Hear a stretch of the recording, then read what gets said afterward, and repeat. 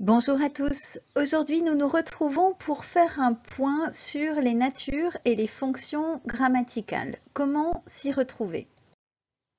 Tout d'abord, de quoi parle-t-on? On parle de la nature et on parle de la fonction d'un mot. La nature, c'est ce qu'est un mot indépendamment de son emploi dans telle ou telle situation, dans telle ou telle phrase. Par exemple, vous avez une nature, vous êtes un être humain. La fonction, au contraire, va dépendre du contexte puisque la fonction, c'est le rôle que joue un mot dans un contexte donné, dans une phrase donnée. Et pour continuer le parallèle, vous êtes un enfant lorsque vous êtes chez vos parents, vous êtes un élève, un étudiant, un enseignant lorsque vous êtes à l'école, vous êtes un joyeux luron peut-être quand vous êtes avec vos camarades. Ce que vous retenez de tout cela, c'est que ce sont deux notions bien distinctes, la nature et la fonction, même si elles sont forcément en lien. Vous ne pouvez, par exemple, être élève que parce que vous êtes humain. De la même façon, certaines fonctions ne peuvent être occupées que par certaines natures grammaticales. On s'intéresse aux natures et l'on va distinguer les mots qui sont variables des mots qui sont invariables. Dans les mots variables, il y a le nom que vous reconnaissez, vous pouvez mettre un déterminant devant. Chat, je peux dire le chat, un chat, des chats.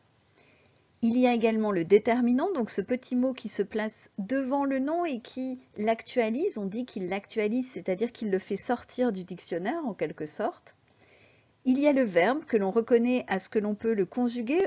Lorsque l'on vous donne une phrase à analyser, le chat mange, pour savoir quel est le verbe, vous passez la phrase au passé par exemple. Le chat mangeait. Le mot dont la terminaison change, c'est le verbe. Dans les mots variables, il y a également l'adjectif, que l'on peut passer au masculin ou au féminin et qui peut être utilisé pour caractériser, préciser un nom. Les jolis chats, les chats sont jolis. Et enfin, dernier mot variable, c'est le pronom, ce que l'on met à la place du nom pour le nom. Ils sont jolis, pronom personnel, ceux-ci sont jolis, le mien est joli. En face, vous avez les catégories invariables, avec l'adverbe, qui est ce mot qui sert à modifier ou à préciser un terme ou un groupe dans la phrase. Il marche lentement, je serai bientôt grande. Ces mots peuvent être retirés et ces mots permettent de modifier, de nuancer, de préciser un terme de la phrase. Il marche lentement, je serai bientôt grande. Vous avez la conjonction et l'on distingue dans les conjonctions de subordination qui vont donner naissance à des subordonnées conjonctives puisque ce sont des conjonctions de subordination. Je vous donne quelques exemples, que, lorsque, quand. Et puis les conjonctions de coordination que vous connaissez tous grâce à cette fameuse phrase « mais où est donc, or, ni, car ». Dans les mots invariables, vous avez l'onomatopée, qui est un mot qui imite un son, cocorico, vlan. Vous avez également l'interjection, qui permet de marquer une émotion, oh, oh, ah, oh. Et enfin, vous avez la préposition qui permet d'introduire un terme ou un groupe. Je vais à Paris, par exemple, et vous connaissez les prépositions les plus courantes grâce à une autre phrase célèbre, Adam part pour Anvers avec de 100 sous. Voilà pour les natures des mots, mais les groupes aussi peuvent avoir des natures.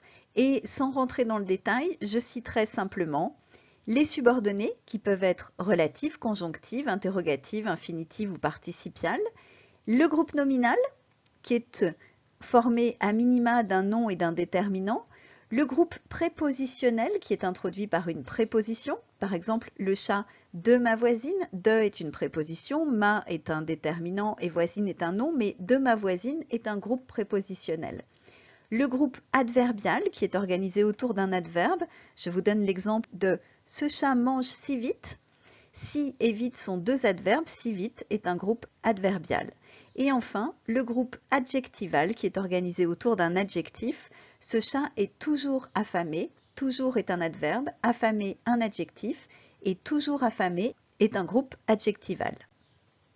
Voilà pour les natures. Les fonctions, c'est presque plus facile. Il vous faut repérer, avant de vous poser la question de la fonction d'un mot, avec quel autre mot il est en relation. Certains mots vont dépendre d'un nom, certains mots vont dépendre d'un verbe et certains mots vont dépendre de l'intégralité de la phrase. Quand un mot est en rapport avec un nom, alors il peut être épithète, ça veut dire qu'il est collé au nom auquel il se rapporte. Je vous donne un exemple, un gentil chat. L'adjectif gentil est collé à chat, il est donc son épithète.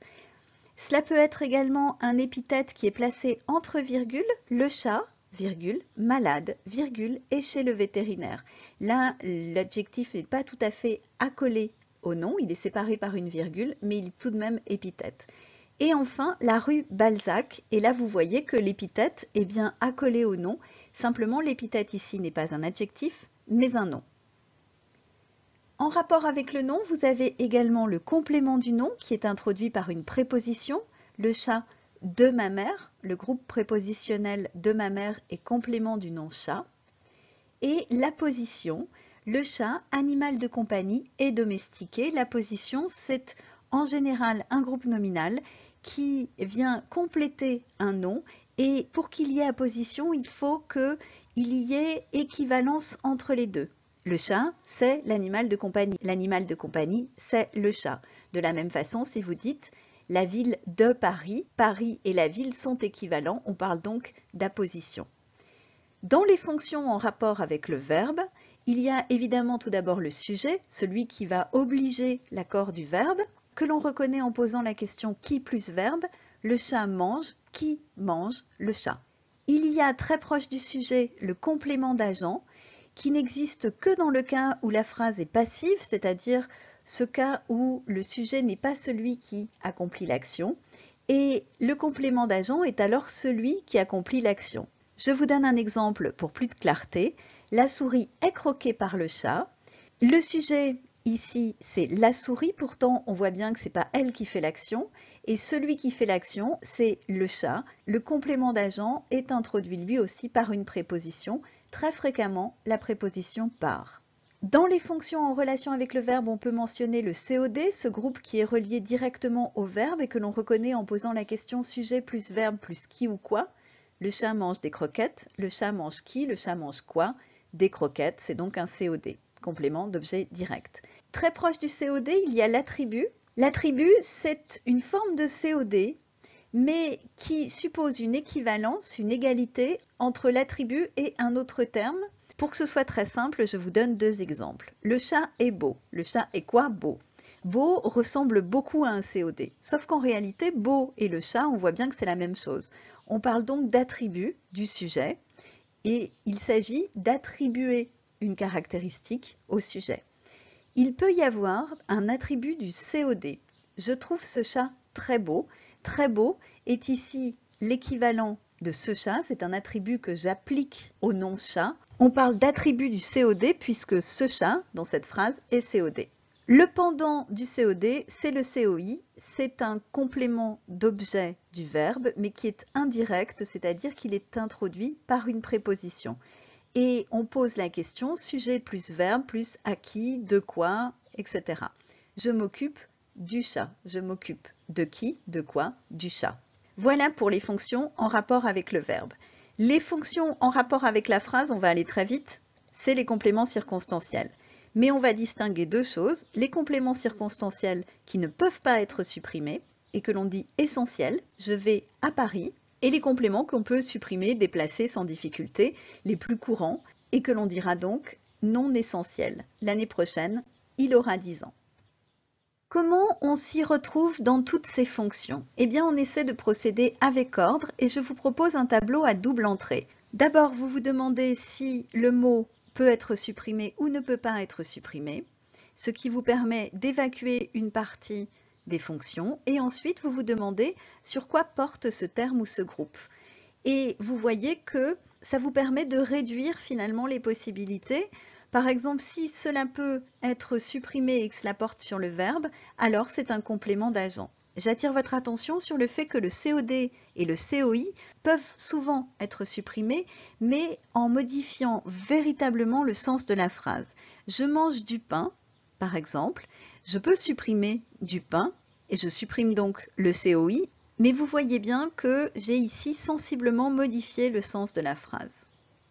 Voilà pour tout ce que je peux vous dire sur ces natures et ces fonctions. Évidemment, cette vidéo n'a pas pour objectif de vous permettre de reconnaître au premier coup d'œil n'importe quelle nature, n'importe quelle fonction. Pour y parvenir, il n'y a qu'une façon de faire, c'est de vous entraîner assez régulièrement au cours de vos journées à vous poser la question de la nature, de la fonction d'un mot, d'un groupe. J'espère tout de même que cette courte séance vous aura permis d'y voir plus clair, de remettre un petit peu vos connaissances en place parce que vous les avez déjà, ces connaissances. J'en ai terminé, il ne me reste donc qu'à vous souhaiter une excellente journée.